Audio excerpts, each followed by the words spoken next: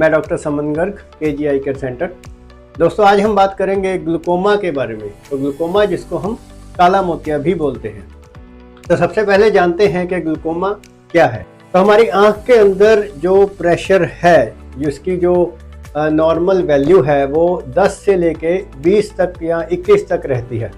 तो यदि किसी कारणवश हमारी आंखों के अंदर के जो फ्लूइड का प्रेशर है, अगर वो 21 से ज़्यादा हो जाए, तो वो जो हमारी आंखों से लेकर दिमाग तक जो नर्व जाती है, जो नस जाती है, जिसको हम ऑप्टिक नर्व बोलते हैं, तो वो जो प्रेशर है, बढ़ा हुआ जो प्रेशर है 21 से ज़्यादा, वो हमारी आंखों की ये जो देखने वाली नस है, जो ऑप्टिक नर्व है, उसको नुकसान पहुंचाता है।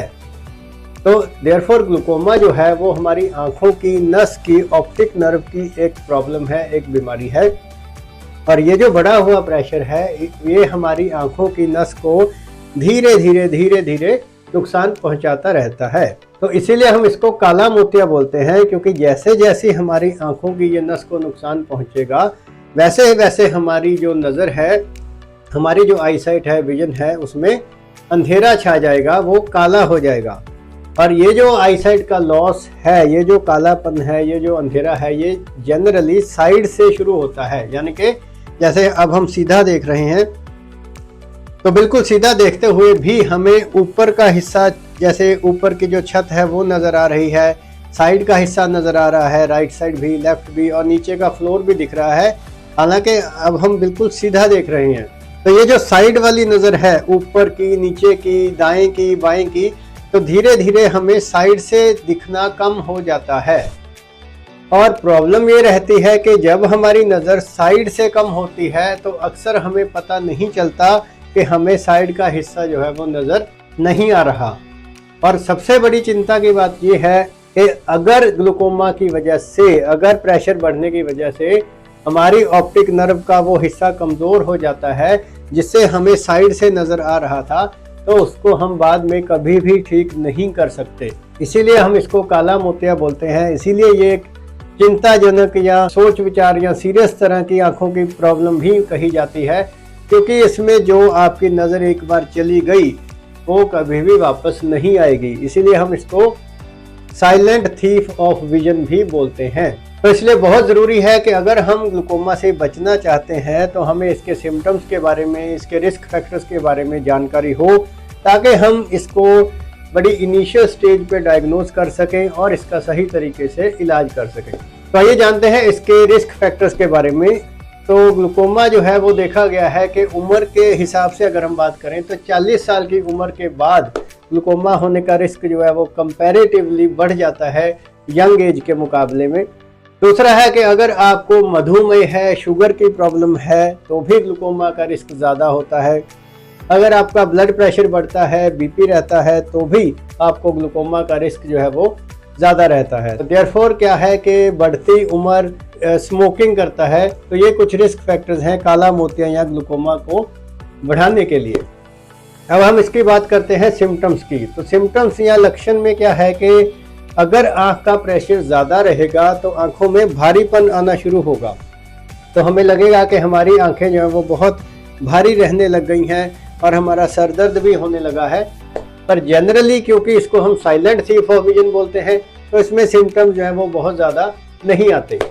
तो अब हम इसको कैसे डायग्नोज कर सकते हैं? तो देखिए, ग्लूकोमा को डायग्नोज करने का जो एकमात्र तरीका है वो ये है कि आप, अगर आपकी आयु, अगर आपकी उम्र 40 साल से ज़्यादा है, तो साल में एक बार ज़रूर आप अपने आई सर्जन्स को, आँखों के डॉक्टर को अच्छे से चेक करवाइए, ताकि वो आपके आँखों के प्रेशर को जो है बड़ी अच्छे से चेक कर सकें। और अगर लगता है कि आँखों का प्रेशर जो है वो बढ़ा हुआ है, तो वो आपके ग्लूकोमा की या काले मोतिये के जो बाकी टेस्ट हैं वो भी आपको एडवाइस करेंगे। तो ग्लूकोमा को जल्दी से जल्दी ढूंढने का, डायग्नोस करने का जो एकमात्र तरीका है वो है कि आप अपने आँखों के डॉक्टर को साल में एक बार ज़रूर चेक करवाइए। और जहाँ तक इसके इलाज की बात है, तो आजकल ग्लूकोमा या काला मोतिया को ठीक करने के लिए काफ़ी तरह की लेटेस्ट टेक्नोलॉजी जो है वो, लेटेस्ट जो इलाज हैं वो उपलब्ध हैं।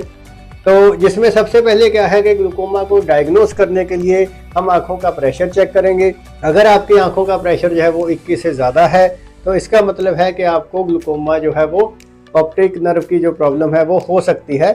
और आपकी आंखों की नस को, ऑप्टिक नर्व को और अच्छे से जांचने के लिए हम उसको क्लिनिकली एग्जामिन करेंगे। उसके लिए हमारे पास एक कंप्यूटराइज्ड नस की जांच होती है जिसको हम OCT बोलते हैं, वो करेंगे। और इसके अलावा एक और हमारे पास टेस्ट होता है जिसको विजुअल फील्ड्स या पेरीमेट्री बोलते हैं।